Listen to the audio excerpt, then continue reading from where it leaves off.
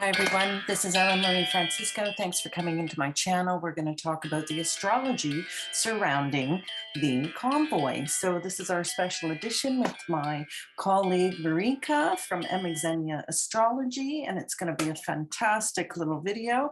So stick around. My colleague Marika is quite a gifted astrologer, and she's going to do a little bit of an overview of some of the influences as well, overshadowing the convoy. Thanks for coming into my channel. We'll let my friend Marika from m.xenya Astrology do her thing and have a great time listening to what she's got to say. And let's get going. Hey out there, I'm Marie Xenya. I'm just going to do a little basic snapshot of the current astrology to address what's going on in Canada as requested by Ellen Francisco, a very good friend of mine who I work with at the Galaxy Psychic Fairs. It's a tour group that tours across Canada. All right, so very quick snapshot of what's going on to make a little bit more sense of this from the astrological front of what's going on in Canada. I'll introduce them first. So we are going to talk about the Mars-Venus conjunction coming up, the Mercury and Pluto conjunction coming up, the just recently passed as of February 4th Saturn and Sun conjunction, and of course Jupiter and Neptune in Pisces, which has a lot to do with why you're seeing such loving vibes and hope and belief and strong moral codes, moral principles being shouted from the rooftops, what's morally correct and incorrect to the individual. There's a huge wave of that coming in. And that's just really going to grow a heck of a lot stronger. I'll bypass the moon for this episode. I'll write about it on my website. And then, of course, Uranus, which is about essentially disruption. Uranus has been in Taurus since 2018. It's been disrupting our economic systems, our supply chains. Taurus is associated with food, the good stuff, the luxury, the Venetian things, what we really like, our quality items and all of that. And it's been disrupting all of it. It will continue to do so until 2025, I believe it is, or 2026. It's early 2026 before it leaves there. Usually Uranus spends about 7 years in a sign, but I've already gone on too long. So what I did want to talk about very first, we'll start from the top here, that Saturn and Uranus square that's been going on pretty much to greater or lesser intensity all of last year. It was on February 17th, June 14th, I believe, and then just over Christmas. We had those exact hits. But it doesn't mean it just hits once and it's not into effect. We're going to feel it all year too. Now, I was just saying Uranus is about destruction. It's like, not destruction, sorry. It's revolutionary. It's about innovation. It's about quick changes. Moving up to speed really quickly. It's shaking things up quite a bit. And Saturn is the opposite of that. Saturn says, let's move slowly, let's build smart, wise, it's tradition, it's law, it's order. And in Aquarius, this is law and order over the people, right? Saturn can be restriction. It's about responsibility, the things we, don't necessarily want to do, but we have to do. And it having joined up with the sun, which is our heart, our willpower, our purpose, it having joined up with the sun on Friday means that was a defining moment. We had made a decision, or that conjunction marks a beginning of how the whole year will be built. The road we're taking, the strategy we're taking to build our road ahead. You don't necessarily need details there. This is something that is felt in the heart. Yes, this is my game plan, and this is what I'm going to do. This is how I'm going to change my life, because we've all been irritated by those squares. Our lives have been disrupted by Uranus and the Saturn square. So now when it joins here, it goes, okay, universe, I'm going to change. I will change. Now it's in the sign of Aquarius. This is happening in Aquarius. This is about the humanitarian society, our communication systems, our internet. I mean, it's not a far reach to say, Saturn being restricted. Okay, here's our goals and accomplishments. We have to limit and regulate and law and order. And the people have a different idea. And all of this taking place in a fixed sign means not budging. This is super stubborn. Uranus and Saturn and the sun right now are in fixed signs. That they don't like change. They don't want to move. And if they're going to, they're doing it on their watch. according to their plan. They're sitting in their own seat of power. They're drawing into their own inner authority to make those decisions. The authority of the heart, you can put it that way, to make the changes they know they have to, even though it's disruptive. Even though it's disruptive, it's not like you can avoid planetary energies. This comes around and universe says, hey, time to change. You've been sitting on the same old basic standard platform. It has to change. So that's that one element there. Now I'll work backwards now. Why don't we?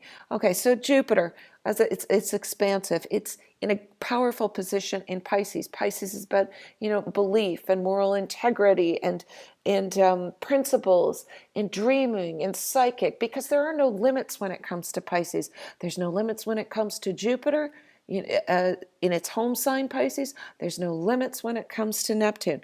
And the thing with Neptune, though, Neptune can distort reality. It can take you far, far out there. This is more about a psychic energy. There's no boundaries at all with Neptune. It can, if it's not, if you're not tuned into more spiritual things, or it's total acceptance and compassion if you're resonating well with it, working within the higher frequency of Neptune and extreme psychic energies, but you can drift away on that. And with these two coming together, which are both expansive and boundless in Pisces, that wave is going to increase. It's not going to decrease. There is more of this coming. There's more hope. There's more love, but there can also be fantasy distortion and media distortion, right? Illusion and disillusionment fall into this. Now, on April 12th, these two will meet and exact, but first of all, we're already feeling it because they're cohabitating together in Pisces. But by the beginning of April, you will feel this. It is sort of like a tsunami. So it wouldn't be surprising to actually see floods, see all kinds of things can happen here because it's like a big wash of water. And it's, oh my gosh, people can get, I don't want to say out of control, but they're pushing way, way past the limits than they ever normally would. Way, way past. This is not, this kind of energy took place around the gold rush. To give you an idea of that, everyone's going off, no one's stopping them. They're risking everything. They're going out there for gold, right? So they may find gold, they may not. But this is why, some of the lineups that we have in Capricorn and Aquarius, which are far more practical, determined, and not as easily movable. They want, this is about having a plan, being cautious before, it's like earning your freedom, having a good plan, making the right steps to do that.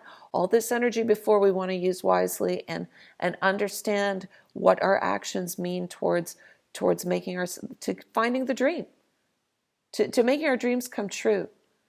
This isn't just, well, gosh, I'm going to say too, I believe it's February 13th, just before Valentine's Day, Jupiter will be in a sextile to Uranus, right? That is, I believe I can change. I believe we can make things better. That's essentially what that means. I mean, really, it's already in play. It's only a few degrees off right now, right? We're feeling that too. So that would very much illustrates the wave of energy that we're feeling right now. All of this is driving, it's pulling us forward. And these little planets, you could think of yourself, if you were to think of yourself standing on any point of this ride, you would be standing here. Mars saying, okay, I got the stamina, I got my muscles ready to go forward. I got a plan in Capricorn, I'm moving forward. And Venus, these two will be pairing up. This is what I want. This is what I want to do. What I want to do is Mars. What I want is Venus. They're joining up together and I'm doing it for the long haul. I've got the stamina. Let's go. And who are they talking to with Mars in a sextile to Jupiter? Because I believe I can have a better world for myself, for everyone. And I've just defined how I'm going to move forward for 2022. That's essentially how all that works in basic. Mercury as well. As I mentioned at the very beginning of this, all planets are direct. So that means we are moving forward. There is no going back now. We're moving forward. And Mercury on February 11th, which is not too far from now, will meet up with Pluto. Pluto's the no BS planet. It's death and rebirth. It's truth whether you like it or not. It's cold, hard reality. And when Mercury the thinker Mercury, the thinking planet, our thinking processes, meet up with that. We might hear news. We might hear secrets come out. Pluto has been purging the powers that be or institutions since 2008. That's what it's been doing it's going to be, in total, it will be there for a total of 16 years. Then in 2023, we'll get a visit, with Pluto in Aquarius, I think early March 2023, just for a few months. And then in 2024, it's going to start purging all these degrees in Aquarius, which is, humanity. And Pluto moves slowly. It's only moving like 4 degrees in total per year. So it moves so slowly because it does a thorough job about rooting out what isn't true. It's an extreme planet. And Mercury will meet up. Then Venus will meet up on March 1st. Then Mars will meet up with Pluto on March 3rd. So we have a lot coming. A lot of truths are coming out. A lot is going to come out before early March. And then they'll carry on here. So there's all that energy is moving, and it's all looking forward until April 30th.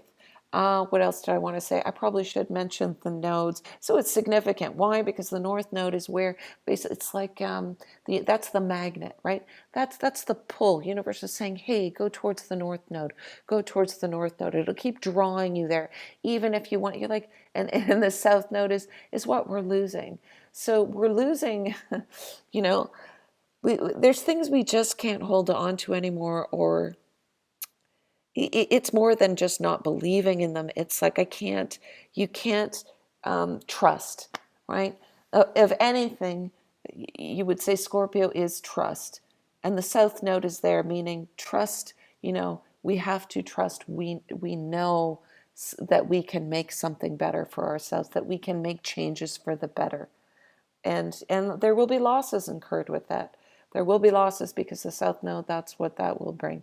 Well, it's already brought a loss of trust, but that will, as every eclipse takes place, as it will, April, May, and then, towards the end of the year where the eclipses take place, we'll all be on this learning curve on the Taurus and Scorpio axis.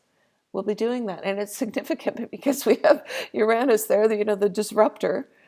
And the North Node will meet with Uranus. I mean, that's a story for another time too. But geez, we've got big changes ahead. And so believing and being hopeful and loving and compassionate and accepting is a yes. Standing your ground is a yes. I mean, the truckers will stay there. But truth be told, this applies to everyone. So no matter which position you are coming from, you are sticking your heels into the ground. So it's going to be interesting to see how all of this plays out, because nobody's budging easily. And the judging and the beliefs, that's the negative side of how this could play out, and the disillusionment or illusion or fanaticism will come out here. But that's on both ends. This isn't, there's in no way, shape, or form am I saying one side over the other here. Not at all. Not at all. Both sides can be guilty of going to an extreme right now if they're not dealing with these planetary energies wisely. It's not like we can escape this. It's not like the planets ever disappear. There will always be somewhere in the chart. There will always be active somewhere. Even the empty areas, play a part. But this is the main pattern we're in right now, and what we're looking forward to, or what's up ahead. So tough road, but people will not be budging easily.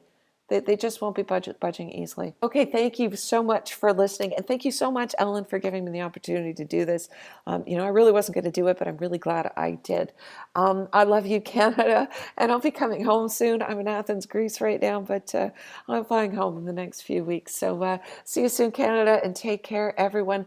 Be wise, and you got this. You got this, whatever it is, even in your personal life. If you've made some, decisions, or deep in your heart, what you need to do, and take your own power back, take control of your life, and go for it. Nothing's going to happen overnight, but changes are already being made. We can't go back. We cannot go back. There's no more retrogrades right now. There is no going back. We are going forward, and we are going, my God, are we going forward full force?